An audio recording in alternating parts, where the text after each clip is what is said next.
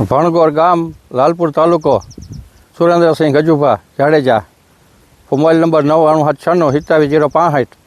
એરિનો કંપનીની રેટિયો તુવેર વાવી છે અને હારામ હારી છે. ઓગસ્ટ મહિનો બેસતા વાવી હતી, ઓગસ્ટની 1-2 તારીખે. અને ઓલી BDN 2 ની બધી એકદમ હાઈટ પકડી જાય, આ માપનો વલ કરે અને 80ની જારીએ છે તોય ભેગી થઈ ગઈ છે. મગફળી કેટલી અંદર કઈ મગફળી વાવી હતી ને? અંદર 66 નંબર. હા, ઈ કેટલી થઈ? અંદર 3 ચાહે 66 નંબર મગફળી વાવી હતી, 18 મણ થઈ છે. અને 80ની જારીએ તુવેર છે, 20ની જારીએ ચા નાખીને 4 પાટલા મૂકીને તુવેર વાવી હતી. 80ની જારીએ છે, અટાણે છોગા અડી ગયા, ભેગી થઈ ગઈ છે અને એકદમ ફાલ છે. તો જે બાપુએ જે વાત કરી કે ભણગોર ગામ છે, અહીંયા તુવેરનું વાવેતર થયું છે, આપણી રેટિયો તુવેર છે. તો મિત્રો, આ રેટિયો તુવેર બાપુએ આની પેલા BDN બી વાવેલી હતી, તો અત્યારે પુષ્કળ પ્રમાણમાં ફાલ છે. બહુ ફાલ છે. અને બીજી ઓગસ્ટે વાવી છે. હજુ આમાં ફ્લાવરિંગ બી છે, હજુ આમાં માલ બી આવવાનો છે. તો મિત્રો, આવતી સાલે તુવેર વાવવી હોય તો ખાસ તમે આ અરીનો કંપનીની રેટિયો તુવેર વાવો. આની અંદર તમે 6 કે 7 ફૂટે તુવેર વાવો.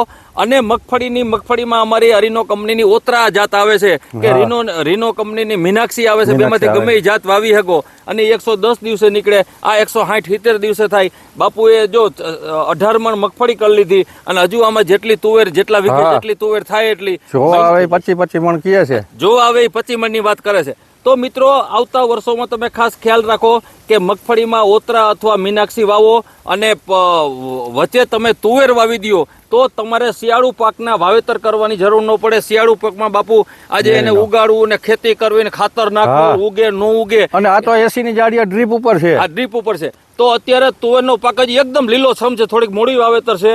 તો આખા ભાણવડ હોય, જામજોધપુર હોય, ખંભાળિયા હોય, એ બધા લોકોને ભલામણ કરું છું કે અરીનો કંપનીની રેટિયો તુવેર વાવે. વચ્ચે તમે મગફળીના 4 ચાહ લગાડી દો કે ભાઈ મગફળીમાં અમારી 2 વેરાયટી સૌથી પ્રખ્યાત કે ઓતરા અને અમારી મીનાક્ષી જે મળે એ વાવી દો.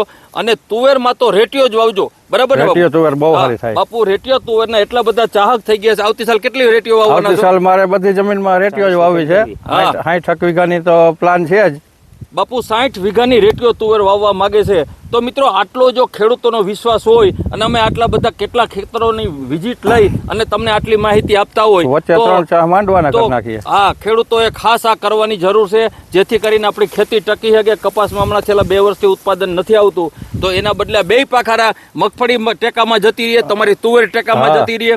અને આમાં કઈ દવા છાંટી કઈ? 2 વખત થાય. દવાના 2 રાઉન્ડ થયા છે, પણ ક્યાંય રોગ નથી. હજુ તો એકદમ તુવેર લીલી છે. તો મિત્રો, આવતા વર્ષો માટેની ખાસ અમે તમને માહિતી આપીએ છીએ કે ભાઈ આવતા વર્ષે રેટિયો તુવેર વાવો. અને વચલા 66 નંબર મગફળી હતી તે ઓલા તામિલનાડુ વાળા, સાઉથ વાળા લઈ ગયા ઊંચા ભાવ દઈ, તો એનો ભાવ સારો આવ્યો તમારે. એનો ભાવ સારો, તો વીઘો એનો ઘણા રૂપિયામાં પડશે. તો આવી બધા 2026માં બધા ખેડૂતો આ વસ્તુ કરવાની છે.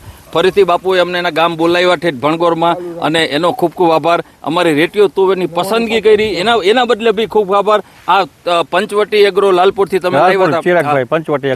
ફરીથી બધા લોકો આવતી સાલે તમે અત્યારથી તૈયારી કરી રાખો કે રેટિયો તુવેર અને મગફળીમાં ઓતરા અથવા મીનાક્ષી વાવો. ફરીથી ખૂબ ખૂબ આભાર. જય હિન્દ. 60 નંબર વલ બહુ